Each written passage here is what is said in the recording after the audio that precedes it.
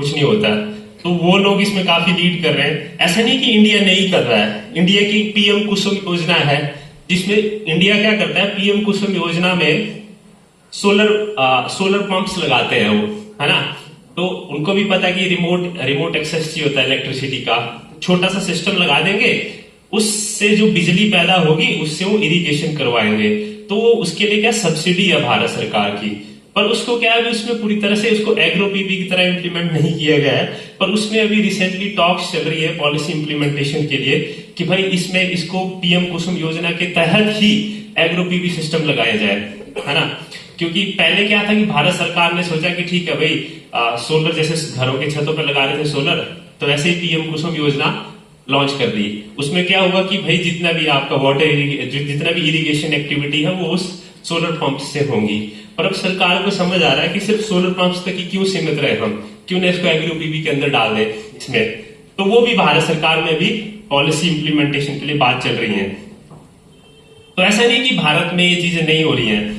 आप देखोगे यहाँ पे कहां पे यहाँ पे जो स्टेटस लिखा है, जैसे ये बादला सोलर पार्क है, एक तो मैं खुद देख के आया हूं महाराष्ट्र में।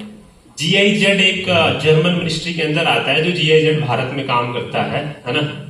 ऐसे कई कंट्रीज में काम करता है। जीआईजेड वालों का एक ट्रिप था जिसमें मैं महाराष्ट्र गया, तो वहां पे एक एग्रीकल्चर यूनिवर्सिटी है, परभणी जगह नाम है, परभणी, है ना। वहां पे 1.4 मेगावाट का एग्रो फोटोवोल्टिक सिस्टम लगाया हुआ उन्होंने, है ना। तो इंडिया में भी देहरादून में है। इवन अगर आपको थोड़ा सा हैरानी होगी, जाहू में भी है। जाहू में किसी बंदे ने इंप्लीमेंट किया हुआ है, हालांकि उसने भी ट्रेडिशनल वे में इंप्लीमेंट किया हुआ है, पर जाहू में एग्रो पीवी सिस्टम है। हिमाचल में एक ही है और वो जाहू में है, और देहरादून में है, महाराष्ट्र में है, और दिल्ली में है। और अभी ज्यादा नहीं है, ये तो यहाँ पे सारे नहीं लिखे हुए हैं मैंने, यहाँ पे कुछ बीच में दूसरी चीजें भी मेंशन कर दी हुई है। पर अभी क्या है, भारत में कई जगह पे एग्रो पीवी सिस्टम्स लग रहे हैं।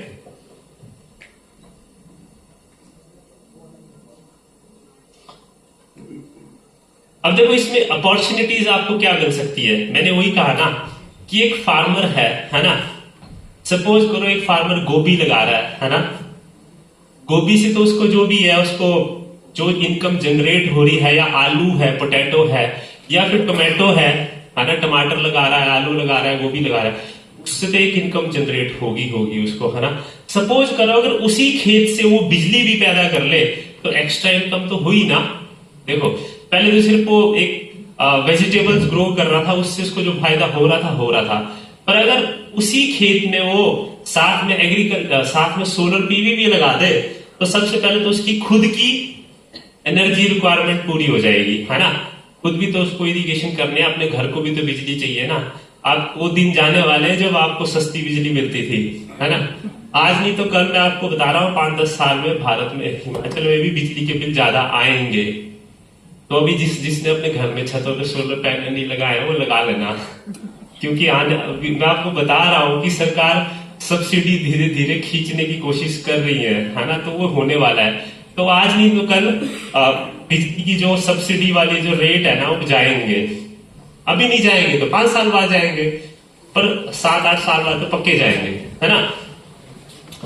तो इसलिए क्या कि आपकी खुद की घरों की एनर्जी रिक्वायरमेंट इससे पूरी हो रही है ना। साथ में आपकी जो है सरप्लस एनर्जी है, मान लो ये सब खर्च करने के बाद बच भी गई तो आप ग्रिड में डाल सकते हो। तो उससे क्या होगा, आपको पर यूनिट प्राइस मिलेगा। तो क्या होगा, आपकी ड्यूअल इनकम हो गई। एक तो क्या हो गया, आपका क्रॉप प्रोडक्शन से जो इनकम जनरेट हुई वो भी आपकी हुई, साथ में जो एनर्जी जनरेशन से इनकम हुई वो भी आपकी हुई। तो 1 piece of land 2 purposes, food and clean energy. और साथ में भाई आपने क्लीन एनर्जी भी तो जनरेट करी ना, सोसाइटी को लिए भी तो कुछ किया ना आपने, क्लीन एनर्जी जनरेट करके। आप भी प्राउडली कह सकते हो कि मैं क्लाइमेट चेंज में कंट्रीब्यूट नहीं कर रहा हूं भैया, मैं इस देश के लिए भला ही कर रहा हूं, है ना। ये भी एक देशभक्ति है। तो इससे अगर आप इस तरह की टेक्नोलॉजी को इंप्लीमेंट करोगे तो इससे लैंड प्रोडक्टिविटी आपकी 60 to 70% बढ़ सकती है ना। पर और इससे देखो जब आप इस तरह का सिस्टम लगाओगे ना तो उसके नीचे एक सर्टेन टाइप का माइक्रो क्लाइमेट भी बनता है। मैंने क्या बोला सबसे पहले, ठीक है, उससे नुकसान भी होंगे, वो भी मैं एक्सप्लेन करूंगा आपको। देखो बहुत सारे दो तरह की क्रॉप्स होती है, एक होती है शेड लविंग क्रॉप्स, एक होती है शेड टॉलरेंट क्रॉप्स, है ना। तो जो शेड लविंग क्रॉप्स, सॉरी, एक शेड लविंग क्रॉप्स होती है, एक सन लविंग क्रॉप्स होती है। तो जो शेड लविंग क्रॉप्स होती है, जैसे पोटैटो, आप घर में पोटैटो कभी ग्रो करते हैं तो वो छांव में भी उग जाते हैं, है ना। तो और कुछ होती है सन लविंग क्रॉप्स, जैसे कुछ खेती होती है जिसको सन पूरी तरह से चाहिए होता है। अब ये भी है, अब सपोज कर लो आपने इस तरह का सिस्टम लगाया, है ना, तो ये हो सकता है कि सपोज करो आपने सन लविंग क्रॉप्स लगा दी इसके साथ, भाई उसको प्रॉपर अगर रोशनी नहीं मिल रही है, उसमें फोटोसिंथेसिस प्रोसेस नहीं हो रहा है, तो उसमें क्या होगा, उसमें आपको क्या बोलते हो, पूरी क्रॉप प्रोडक्टिविटी डिक्रीज कर जाएगी, ठीक है। पर अगर आपने थोड़ा वाइजली डिसाइड किया, अगर आपने शेड लविंग क्रॉप्स लगा दी, तो आप ड्यूअल बेनिफिट उससे उठा लेंगे। तो ये भी इसमें चैलेंजेस आते हैं। तो कई बार आपको ये भी सोचना पड़ सकता है कि किस तरह की क्रॉप्स के साथ इसके साथ जाना है, ठीक है। पर दूसरा आपको ये भी तो सोचना पड़ेगा कि भारत में लैंड भी तो बहुत स्कार्स है ना। कई जगह तो लैंड इतना बड़ा इश्यू है कि कई जगह सपोज कर लो आप अर्बन एरिया में रह रहे हैं, है ना। आजकल तो लैंड पूरे हिमाचल के, पूरे भारत में ही महंगी होती जा रही है। तो अगर आप बड़े बड़े सोलर प्लांट लगा रहे हो जिसके नीचे और कोई एक्टिविटी नहीं हो रही है, तो उससे तो एक बहुत बड़ा नुकसान हो रहा है कि आप लैंड कंज्यूम कर रहे हो, है ना। तो लैंड भी नहीं कंज्यूम करना, आपने एनर्जी भी जनरेट करनी है, साथ में वेजिटेबल भी ग्रो करनी है, तो आपने ट्रिपल बेनिफिट भी तो ले रहे हो ना। बहुत सारी चीजें इससे हो रही हैं। तो ये मैंने आपको बता ही दिया कि फार्मर अपनी इससे इनकम एनहांस कर सकता है।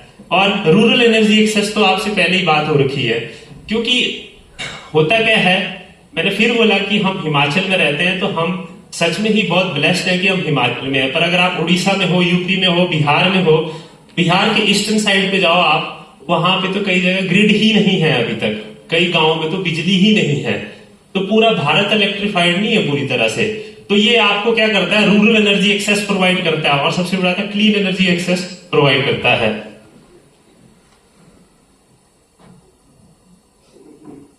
अब फॉर एग्जाम्पल महाराष्ट्र जैसे एरिया में क्यों सक्सेसफुल है ना, वहां पे हीट वेव्स चलती हैं। आपने देखा होगा वहां सूखा पड़ता है, बहुत भयंकर सूखा पड़ता है वहां पे, कई बार तो वहां पे क्रैक्स आ जाते हैं लैंड में ही, आपने देखा होगा। तो जब इस तरह का एरिया में अगर आप इस तरह के सिस्टम को लगाओगे, तो आप खुद सोच लो कि सपोज करो जहां पे हीट वेव्स का बहुत ज्यादा इश्यू है, वहां पे क्या है, एक तो ये शेड प्रोवाइड कर रहा है, तो आपकी बहुत सारी क्रॉप को तो ये वैसे ही बचा लेगा। और मैंने आपको क्या बोला, मॉइस्चर रिटेंशन बढ़ाएगा ये सॉइल की। तो इस तरह के एरिया में तो बहुत सक्सेसफुल है। ये तो मैंने खुद देखा है जाके प्रभाणी में हमने क्या देखा कि इस तरह का वहां एग्रो पीवी सिस्टम लगाया हुआ था, उसके नीचे उन्होंने ये अपने गेहूं भी उगा रखे थे, है ना। तो उनके जो गेहूं और जो क्वालिटी है ना, जैसे उन्होंने टोमेटो लगाया हुआ था, एक थे टोमेटो जो उन्होंने नॉर्मल इस पे लगाया था, वहां इतनी गर्मी थी कि आप पूछोगे कि मैं तो शायद मार्च में गया था, मुझे मार्च में वहां जून जुलाई वाली फीलिंग आ रही थी कि भाई जून जुलाई वाली गर्मी है यहाँ तो, है ना। तो उस टाइम पे वहां मैं देख रहा था जो टोमेटो उसके नीचे लगाए थे ना, उसकी क्वालिटी बहुत अच्छी थी, और जो धूप में थे वो उसकी क्वालिटी उतनी अच्छी नहीं थी। तो हालांकि मैं बोल रहा हूँ कि I am not a crop scientist, तो जो वहां पे थे एग्रीकल्चर यूनिवर्सिटी के प्रोफेसर, दे टोल्ड मी कि भाई इसके नीचे जो हम क्रॉप उगा रहे हैं, सच में उसकी क्वालिटी ज्यादा अच्छी है और ज्यादा प्रोडक्टिविटी हमें मिल रही है, स्पेशली इस रीजन में, क्योंकि इस रीजन में हीट वेव्स बहुत चलती हैं।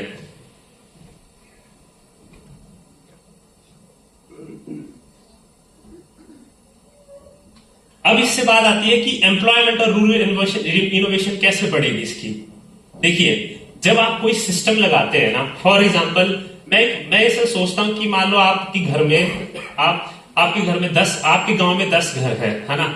10 घर मिलके सोचते हैं कि भाई हमने एग्रो पीवी सिस्टम लगाना, मान लो कम्युनिटी वेस्ट आपने एग्रो पीवी सिस्टम लगाए। अब कोई भी टेक्नोलॉजी आप लाते हैं ना, तो उसमें हमेशा उसको ऑपरेशन एंड मेंटेनेंस की रिक्वायरमेंट होती है कि नहीं होती। ऐसा तो कोई मशीन नहीं होगी जिसकी दोबारा मेंटेनेंस की रिक्वायरमेंट नहीं पड़ेगी। घर में टीवी लगाओ, चाहे डिश लगाओ, एंटीना लगाओ, कुछ भी लगाओ, वो खराब होते ही होते हैं, है ना। टाइम टू टाइम उनको कुछ ना कुछ रिपेयर, या कोई भी चीज आप लेते हो मैकेनिकल आइटम, उसमें हमेशा आपको वियर एंड टियर होते ही होते हैं, और उसकी हमेशा ऑपरेशन एंड मेंटेनेंस की रिक्वायरमेंट पड़ती है, ठीक है। तो सपोज कर लो अगर हमने इस तरह का कोई सिस्टम लगाया, अगर हम गांव में ही किसी बंदे को ट्रेन कर ले, है ना, कि भाई इस सिस्टम को कैसे रिपेयर करना है, इसकी ऑपरेशन एंड मेंटेनेंस कैसे करनी है। देखो जब हम एक हाइड्रो पावर प्लांट लगाते हैं ना, हाइड्रो पावर प्लांट तो आपने सुने होंगे, जैसे वो टरबाइन चलाते हैं, ऊपर से पानी फेंकते हैं, है ना, फिर टरबाइन रोटेट होती है, उससे ईएमएफ जनरेट होती है और उससे इलेक्ट्रिसिटी जनरेट होती है जनरेटर के थ्रू। तो वहां पे कितने इंजीनियर्स लगते हैं, है ना। सोलर पीवी के बारे में कहा जाता है कि भाई इसको तो एक बार लगा दिए फिर तो देखना ही नहीं हटके, है ना। तो ऐसा कुछ नहीं है, एक इंजीनियर तो वहां भी रिक्वायरमेंट होती है। तो ऐसा आप देखोगे तो हमारे हर घर में कोई ना कोई डिप्लोमा करके आईटीआई करके निकला ही होता है ना। अगर उसको थोड़ा सा भी हम ट्रेन करें तो उसके लिए वहीं पे ही जॉब जनरेट हो जाएगी। चलो वहां नहीं जनरेट हुई तो मान लो अगर इस तरह के सिस्टम लार्ज स्केल पे लग भी रहे हैं, धीरे धीरे सोलर पीवी सब जगह लग रहे हैं, धीरे धीरे इस सेक्टर में भी जॉब्स क्रिएट हो रही है। क्योंकि भाई आपने उनको ऑपरेशन एंड मेंटेनेंस तो आपने उनकी भी करवानी है ना। मान लो सिस्टम खराब हो गया, गांव वालों को पता ही नहीं चलेगा कि प्रॉब्लम क्या है, तो अगर आपके वहीं पे ही क्या बोलते हैं उसको ऑपरेट करने और उसको मेंटेनेंस करने वाला इंजीनियर होगा या टेक्नीशियन होगा तो उसके लिए जॉब क्रिएट हुई। और इस तरह का रूरल इनोवेशन कैसे हो सकती है, सपोज करो आप में से ही कोई किसी को सिस्टम पसंद आता है, वो उसका स्टार्टअप चला ले एग्रो पीवी का। इवन मुझे नहीं पता, हो सकता है मैं ही चला लूं फ्यूचर में एग्रो पीवी के स्टार्टअप। तो इस तरह के छोटे छोटे, इवन हिमाचल में ही कई लोग क्या बोलते हैं जो घरों की छतों पे लग रहे हैं, छोटे छोटे स्टार्टअप खोल दिए लोगों ने। आप देखोगे आपके आसपास ही कईयों ने अपनी छोटी छोटी फार्म्स खोल दी है जो घरों की छतों पे सोलर पीवी इंस्टॉल कर रहे हैं, है ना। चाहे 3-3 किलोवाट के, 4-4 किलोवाट के, बस सब जगह ये हो रहा है। अब इसमें थोड़े से चैलेंजेस भी है अभी, क्योंकि मैंने क्या कहा, क्योंकि इसमें भाई आपको इसको थोड़ा सा ऑप्टिमाइज करना पड़ता है। सबसे पहले तो इसको एक एलिवेटेड हाइट, मतलब एक सर्टेन हाइट पे इंस्टॉल करना पड़ता है। जैसे नॉर्मल जो कन्वेंशनल पीवी होते हैं बिल्कुल ग्राउंड के साथ सटे हुए भी होते हैं, है ना। इसको आपको थोड़ा हाइट में इंस्टॉल करना पड़ेगा।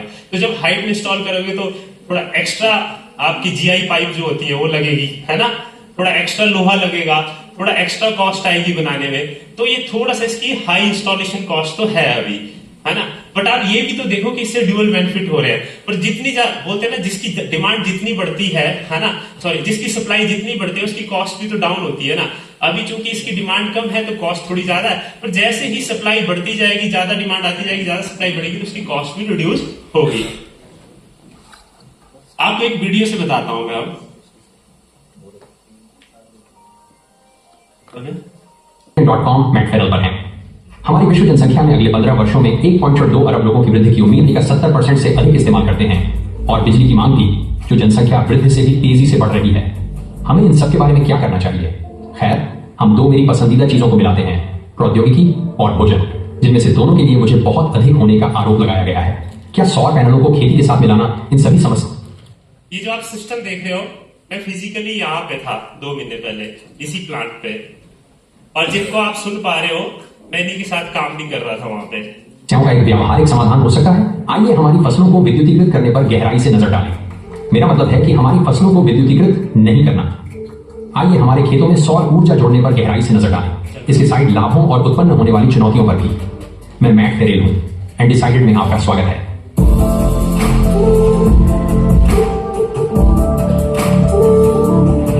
सौर पैनलों की समस्या यह है कि उन्हें बड़ी मात्रा में बिजली उत्पन्न करने के लिए बहुत जगह की जरूरत होती है। एग्रीवोल्टेक्स या संक्षेप में एपीवी कृषि और बिजली उत्पादन को मिलाकर सौर पैनलों की छतरी के नीचे खेती करता है। हाल ही में कुछ बहुत ही रोचक उदाहरण सामने आए हैं जो इसके पक्ष में मजबूत दलील पेश करते हैं। इस पर चर्चा करने से पहले सौर पार्कों की सामान्य चुनौतियों और विकसित किए गए कुछ समाधानों को समझना अच्छा विचार है। ग्रामीण क्षेत्रों में सौर पार्क लगभग 2 दशकों से हैं। इस प्रकार की सौर स्थापना की मुख्य समस्या यह है कि पैनलों के नीचे की जमीन का उपयोग नहीं किया जा सकता, मुख्यतः पैनलों की पंक्तियों के बीच की जगह कम होने के कारण, जो आधुनिक खेती के उपकरणों के गुजरने के लिए पर्याप्त बड़ी नहीं होती।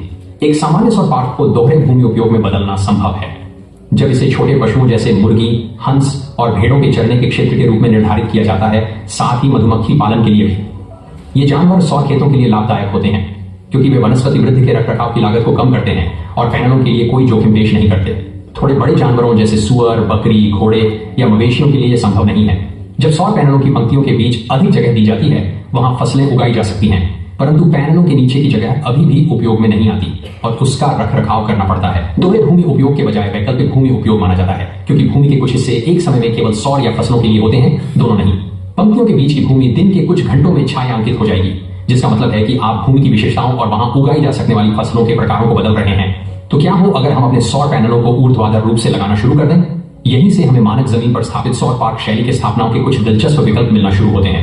ऊर्ध्वाधर रूप से लगाए गए द्विमुखी मॉड्यूल का उपयोग करने से अधिक कृषि योग्य भूमि मिलती है। अगर आपको नहीं पता कि द्विमुखी सौर पैनल क्या होते हैं, तो वे पैनल के दोनों तरफ से सौर ऊर्जा एकत्र कर सकते हैं। इस प्रकार की स्थापना विशेष रूप से उन क्षेत्रों में अच्छी तरह काम करेगी जो हवा के कटाव से पीड़ित हैं, क्योंकि संरचनाएं हवा की गति को कम करती हैं, जिससे वहां उगाई जाने वाली भूमि और फसलों की रक्षा हो सकती है। द्विमुखी पैनल प्रति वर्ग मीटर पारंपरिक एकल मुखी पैनलों की तुलना में अधिक ऊर्जा उत्पन्न कर सकते हैं और इनमें कोई चलने वाले हिस्से भी नहीं होते। फिर वहां पैनलों को खूंटों पर लगाने का भी विकल्प है, जिससे कृषि मशीनरी नीचे से गुजर सकती है। इस डिजाइन में आपको पंक्तियों के बीच में एक निश्चित दूरी बनाए रखनी होती है, ताकि मशीनरी से खूंटों की रक्षा की जा सके। इसलिए अभी भी एक मामूली कृषि योग्य भूमि की सतह की हानि होती है, जो आमतौर पर लगभग 3 से 10% होती है। इस विषय पर कई प्रकार की विविधताएं वर्तमान में सक्रिय अनुसंधान के अधीन हैं और स्थिर पैनल माउंटिंग के बजाय पैनलों को एक्चुएटर्स के साथ लगाया जा सकता है। इससे पैनलों को एक या दो दिशाओं में झुकाने की अनुमति मिलती है, जिससे सौर ऊर्जा और पौधों की वृद्धि का अनुकूलन दोनों संभव होता है। यह कुछ फसलों के लिए उनके विकास के प्रारंभिक चरणों में बहुत महत्वपूर्ण हो सकता है, लेकिन उठे हुए पैनलों के नीचे फसलें उगाने का क्या? आप सोचेंगे कि सौर पैनलों द्वारा पौधों पर छाया डालना बुरी बात होगी, लेकिन प्रकाश संश्लेषण कैसे काम करता है, इससे चीजें थोड़ी दिलचस्प हो जाती हैं। पौधे अपना द्रव्यमान CO से धूप की मदद से बनाते हैं। वे शाब्दिक रूप से हवा से उग रहे होते हैं। सारी उपलब्ध धूप को जैव द्रव्य में नहीं बदला जा सकता, एक निश्चित सीमा के बाद, जिसे प्रकाश संतृप्ति बिंदु कहते हैं। पौधे और अधिक ऊर्जा अवशोषित नहीं कर सकते, इसलिए उन्हें उस अतिरिक्त ऊर्जा को पानी के वाष्पीकरण द्वारा निकालना पड़ता है। अब अगर हम इसे बहुत सरल बना दें, तो हम पौधों को 2 समूहों में बांट सकते हैं। वो पौधे जो मुझे अधिक प्रकाश चाहिए कहते हैं, और वो जो क्या मैं बच्चों के मेनू से प्रकाश मंगवा सकता हूं कहते हैं। ये समूह, जिसे छाया पौधे कहा जाता है, सौर पैनलों के साथ विशेष रूप से उपयोगी होते हैं, क्योंकि पैनल स्पष्ट रूप से उपलब्ध प्रकाश का कुछ हिस्सा रोकते हैं। अब सूर्य पौधे कभी कभी छाया असहिष्णु पौधे कहलाते हैं, जो उन्हें बुरा लगने वाला बनाता है, लेकिन यह थोड़ा गलत नामकरण है, क्योंकि ये पौधे बस छाया पौधों की तुलना में अधिक सूर्य की रोशनी की मांग करते हैं, परंतु अत्यधिक सूर्य की रोशनी से भी वे प्रभावित हो सकते हैं। जब कोई पौधा अपनी सीमा तक पहुंचता है, तो वह सनबर्न और गर्मी के तनाव से पीड़ित हो सकता है, जिससे पानी के वाष्पीकरण में वृद्धि होती है। अब जर्मन फ्राउनहोफर संस्थान की सौर ऊर्जा के लिए एक रिपोर्ट के अनुसार लगभग सभी, मैं इसी इंस्टीट्यूट में था, तो when I was explaining you the German Fraunhofer institute of solar energy system, I was there and I was working with them. फसलें सौर पैनलों के नीचे उगाई जा सकती हैं, लेकिन सूर्य की कम रोशनी वाले मौसमों में सूर्य की रोशनी के भूखे पौधों के लिए कुछ उपज में कमी हो सकती है। रिसोला परियोजना में, जो 2016 से 2018 के बीच जर्मनी के लेक कॉन्स्टेंस क्षेत्र में, जिसे जर्मन लोग बोडेंसी कहते हैं, आयोजित की गई थी, उन्होंने दिखाया कि 2016 के अपेक्षाकृत गीले और ठंडे वर्ष में APV फसलों की उपज गैर सौर संदर्भ क्षेत्र की तुलना में 25% कम थी। लेकिन 2017 और 2018 के शुष्क और गर्म वर्षों में APV फसलों की उपज ने संदर्भ क्षेत्र को पार कर लिया। यह संकेत है कि APV गर्म और संकरे क्षेत्रों में एक खेल परिवर्तक हो सकता है। अब एग्रीवोल्टेइक्स के साथ अनुभव अभी भी काफी सीमित है, और बड़ी सफलताएं मुख्य रूप से छाया सहनशील फसलों जैसे कि सलाद पत्ता, पालक, आलू और टमाटर के साथ हुई हैं, जो हमें एग्रीवोल्टेइक्स के लिए कुछ बहुत ही आशाजनक उदाहरणों की ओर ले जाती हैं। लेकिन इससे पहले कि मैं उस पर जाऊं, मैं आज के प्रायोजक को एक त्वरित चिल्लाहट देना चाहता हूं। मैं जरूर देखें E.FM पर, ताकि आप इसे स्टार्ट पक्की है, और जिसका मुख्य की सबसे बड़ी साइट नीदरलैंड्स के पूर्व में पापेरिज गांव में है, जो जर्मन सीमा के करीब है। एक बड़े 4 हेक्टेयर रास्पबेरी फार्म पर, जो कि मीट्रिक में न होने वालों के लिए लगभग 10 एकड़ है, उन्होंने 3 हेक्टेयर जमीन को 2 मेगावाट के एग्रीवोल्टेइक्स फार्म में बदल दिया। बाकी हिस्से पारंपरिक खेती की व्यवस्था में छोड़ दिया गया। रास्पबेरी नाजुक छाया सहनशील फल होते हैं, जो प्लास्टिक से ढकी पंक्तियों में उगाए जाते हैं। इससे मौसम की मार से बचाया जा सकता है और उच्च उपज सुनिश्चित की जा सकती है। इस परियोजना में रास्पबेरी के पौधों को सीधे सौर पैनलों के नीचे उगाया गया था, जिन्हें पूर्व और पश्चिम की ओर मुख करते हुए वैकल्पिक पंक्तियों में लगाया गया था। इससे सौर उपज अधिक होती है और पौधों को हवाओं से सुरक्षा मिलती है। इस परियोजना में उन्होंने पारंपरिक सौर पैनलों का परीक्षण किया, लेकिन उनसे बहुत अधिक सूर्य की रोशनी छिप जाती थी, इसलिए उन्होंने ऐसे पैनलों का इस्तेमाल किया जिनमें सौर कोशिकाओं के बीच अधिक जगह थी, ताकि अब यहाँ पे देख पा रहे हो ना, इसने कहा कि जो कन्वेंशनल सोलर पैनल लगाए थे इसने, तो उसमें क्या बहुत ज्यादा रोशनी रोक पा रहे थे। तो देखिए आप जो इस तरह के मॉड्यूल आ रहे हो, जिसमें बीच बीच में ग्लास की तरह आपको ट्रांसपेरेंट दिख रहा है, तो क्या होता है, पूरी रोशनी को भी नहीं रोकते हैं। कुछ रोशनी आती है, थोड़ी रोशनी आती है, थोड़ी छांव होती है। देख पा रहे हो ना, ट्रांसपेरेंट दिख रहे हैं ना पैनल। अधिक प्रकाश अंदर आ सके। पैनलों के नीचे उत्पादित फलों की मात्रा और गुणवत्ता पारंपरिक प्लास्टिक टनलों के नीचे उत्पादित फलों के समान या बेहतर थी।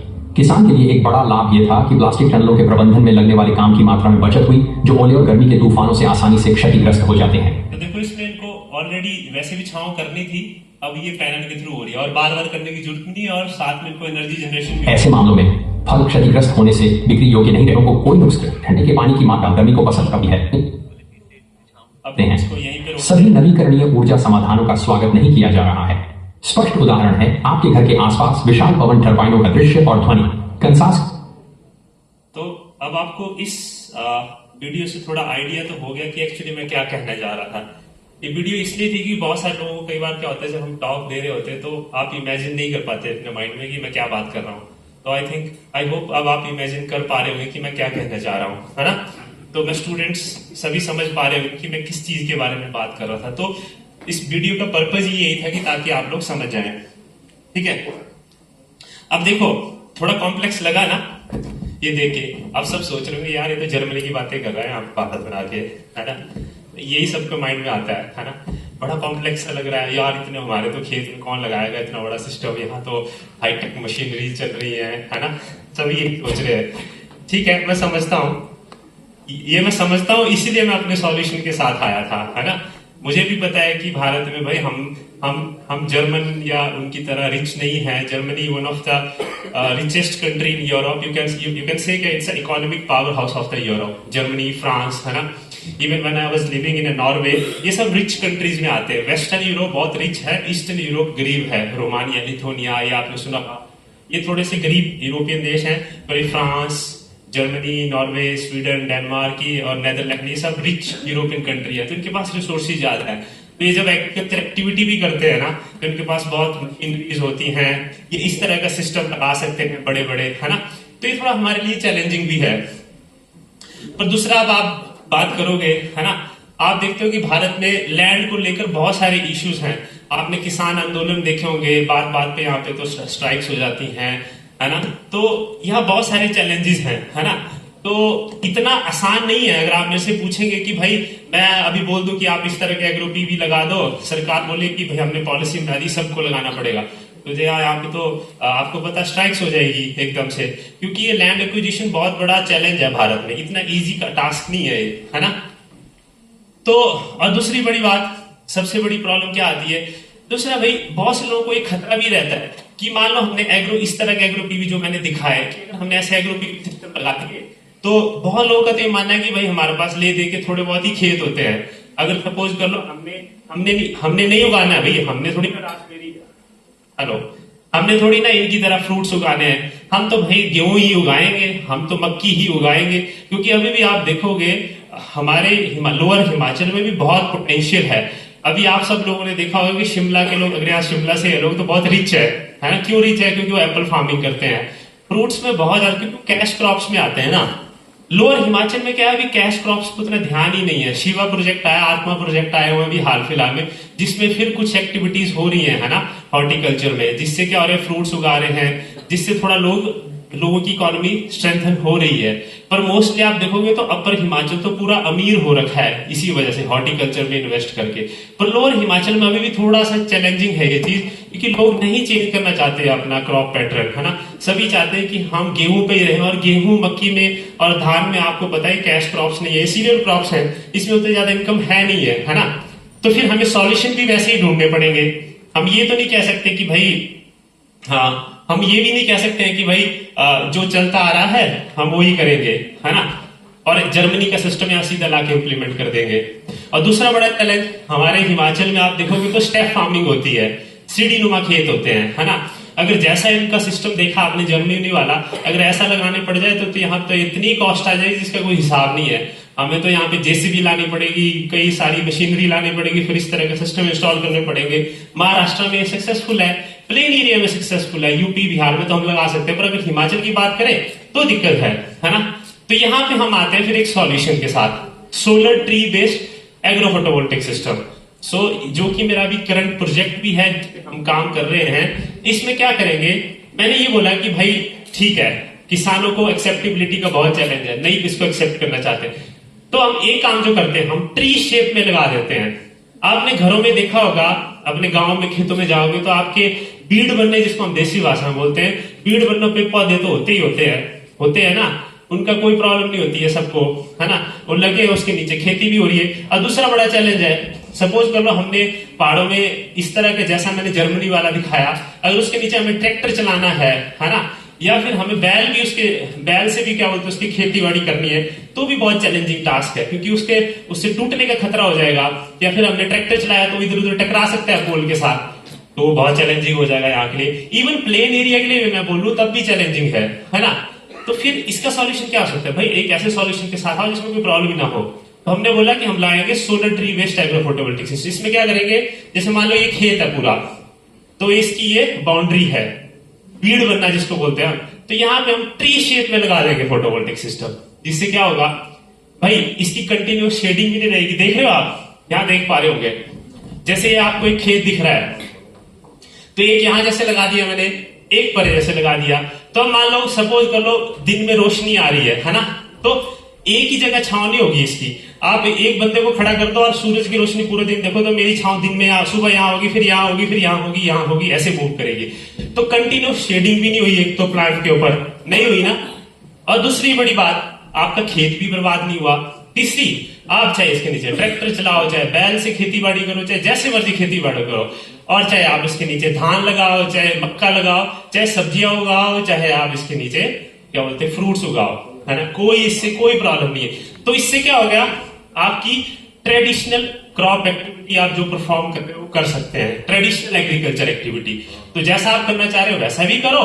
अगर आपको कुछ स्पेशल करना है तो आत्मा और शिवा प्रोजेक्ट वालों के साथ कोलैबोरेट करो और फ्रूट्स उगाओ, अमीर बनो, है ना।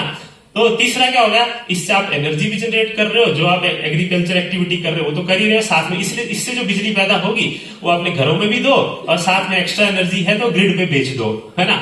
तो ये है, इससे क्या होगा, अब जो फार्मर है जिसको पहले डर लग रहा था कि भाई मेरे खेत का क्या होगा, तो उसको ऐसे समझा सकते हैं ना, भाई आपके खेत के में तो पहले भी बीड़ बन्नों पे पौधे होते थे, तो ये भी पौधों की तरह लगा दोगे। फिर वो बोलेगा हाँ, और देखो आप अब जिससे आपका खेत बर्बाद नहीं हुआ। दूसरा, आपको एक्स्ट्रा बिजली मिल रही है, हाँ जी एक्स्ट्रा बिजली भी मिल रही है, तो वो भी इसके लिए फायदा हो गया, है ना।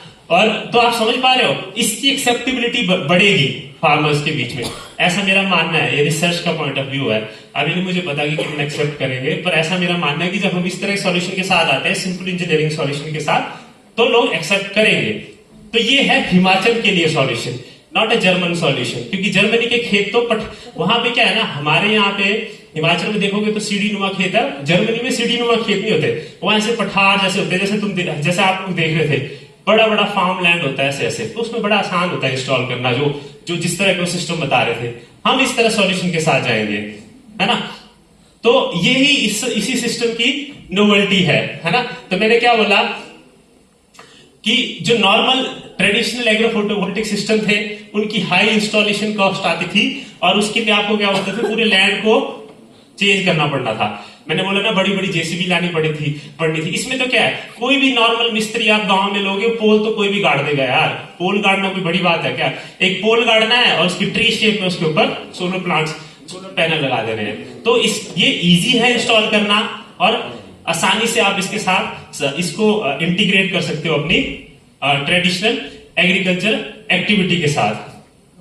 तो ये है हमारा सॉल्यूशन। अब इसमें हम क्या करेंगे, अब हमें ये नहीं पता कि अब हमारा जो प्रोजेक्ट है उसमें हम क्या करने वाले हैं, हम उसमें 9 किलोवाट का सिस्टम लगाएंगे। कितना? 9 किलोवाट का सिस्टम इंस्टॉल करेंगे। तो छोटा सा सिस्टम होगा हमारा, तो हम क्या करेंगे, ऐसे बीड़ बन्नों पे लगाएंगे। तो हमने नॉनी यूनिवर्सिटी के साथ टाई अप किया है अभी, उनके वहां बहुत सारी एग्रीकल्चर फार्मिंग होती रहती है, तो हम उनके खेत ले रहे हैं, उनके बाउंड्रीज पे हम इसको इंस्टॉल करेंगे, फिर चेक करेंगे। अब दूसरी दिक्कत क्या होती है, सोलर पैनल भी क्या होते हैं, मैंने क्या बोला था, तो ऑपरेशन मेंटेनेंस के हमेशा चैलेंज रहते हैं। जब आप खेती बाड़ी करोगे तो धूल मिट्टी उड़ेगी, है ना। धूल मिट्टी उड़ेगी तो किसके ऊपर बैठेगी, सोलर पैनल्स के ऊपर बैठेगी। अब सोलर पैनल तो बिजली कहां से पैदा करता है, सोलर सन रेडिएशन से। तो सपोज कर लो अगर आपने धूल मिट्टी से कवर ही कर दिया उसको, पैनल को, तो सोलर रेडिएशन कम पहुंचेगी सोलर पैनल तक, है ना। तो उससे उसकी एनर्जी जनरेशन में फर्क पड़ सकता है। तो हमने ये भी चेक करना है अपने सिस्टम में कि भाई आप जो एग्रीकल्चर एक्टिविटी कर रहे हो उससे हमारी एनर्जी जनरेशन में तो कोई फर्क नहीं पड़ रहा है। फिर हम एक स्ट्रेटेजी बनाएंगे कि भाई इसको महीने में एक बार तो एटलीस्ट साफ कर लो आप, है ना। इवन मैं तो घरों में भी बोलता हूँ, किसी ने अपने घरों में लगाया है सोलर पीवी सिस्टम, तो उसको भी एटलीस्ट महीने में साफ करना चाहिए, क्योंकि जैसे उस पर डस्ट अकोमुलेट होती है, इसका मतलब वो सोलर रेडिएशन को ब्लॉक कर रही होती है वो धूल, वो जो धूल है वो सोलर रेडिएशन को ब्लॉक कर देती है, जिससे उसकी जनरेशन कैपेसिटी घट जाती है ना।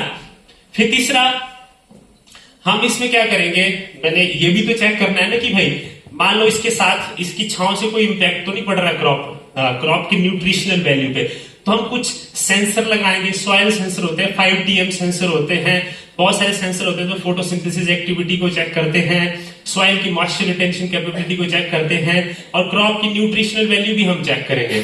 हम अपने प्रोजेक्ट में ये भी चेक करेंगे कि मेरे सिस्टम लगाने से भाई आपकी ट्रेडिशनल क्रॉप यील्ड है उसमें कोई फर्क तो नहीं आ रहा है, पहला। दूसरा, उसकी न्यूट्रिशनल वैल्यू में तो नहीं कोई चेंज हो रहा है, ये भी हम चेक करेंगे। तो हम एक पूरी साइंटिफिक स्टडी करेंगे, उसके बाद बोलेंगे कि भाई हमारा सिस्टम सक्सेसफुल है कि नहीं है।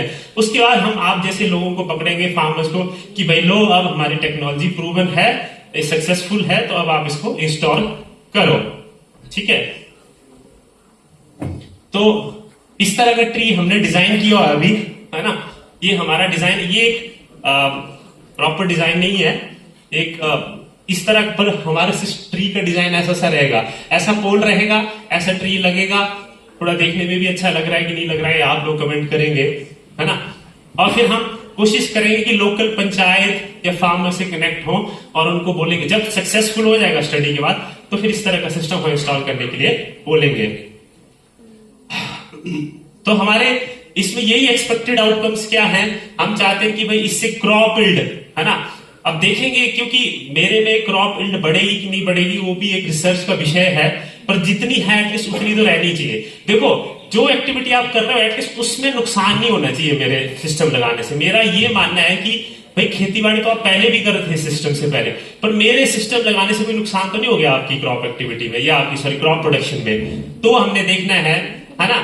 और हमने कोई एक्स्ट्रा लैंड नहीं यूज करना है, जो लैंड आपका यूज हो रहा था बस उसी के बीड़ बनों को यूज करना है और उससे हमने एनर्जी जनरेशन करनी है ना। साथ में हमने इसमें आर्टिफिशियल इंटेलिजेंस भी इंप्लीमेंट करना है। अब होता क्या है, देखो यूजली क्या होता है कि आप क्रॉप एक्टिविटी करते हैं, अभी बहुत सारे लोग साइंटिफिक टेक्निक्स यूज ही नहीं करते हैं, तो हम इसमें सेंसर्स लगाएंगे, उसके बेस पे स्टडी करेंगे कि क्रॉप को भी क्या रिक्वायरमेंट है। सपोज करो आपको इरिगेशन करनी है ना। मान लो आपकी सॉइल पूरी तरह से ड्राई हो चुकी है और आपका प्लांट मांग रहा है पानी। जब हमें प्यास लगती है तो हम कितना क्रेविंग करते हैं पानी के लिए, उसी तरह हम सॉइल को भी चेक करेंगे। तो हम एक AI बेस्ड एक ऐसा मॉडल भी डेवलप करेंगे जिसमें हम ये बताएंगे कि भाई आपके क्रॉप को इस टाइम वाटर की जरूरत है, इस टाइम आपकी जो खाद वगैरह जो आप देते हो फर्टिलाइजर की जरूरत है, ताकि आप क्या बोलते उनको क्रॉप यील्ड को भी बढ़ा सके। फिर कोशिश करेंगे कि अगर इस तरह का सिस्टम सक्सेसफुल हो तो हम गवर्नमेंट के साथ बात करेंगे, फिर गवर्नमेंट को अपनी स्टडी शेयर करेंगे कि भाई आप जैसे आपने शिवा प्रोजेक्ट इंप्लीमेंट कर रहे हो, हिमाचल में आत्मा प्रोजेक्ट इंप्लीमेंट कर रहे हो, तो कोशिश करिए जैसे PM सूर्य घर योजना है, PM कुसुम योजना, उसमें कहीं ना कहीं एक एग्रीकल्चर एग्रो पीवी की को भी आप इंटीग्रेट कर सके। तो ये that's all about agro PV system. Thank you so much. अगर आपकी कोई क्वेरी हो तो आप मुझसे पूछ सकते हैं।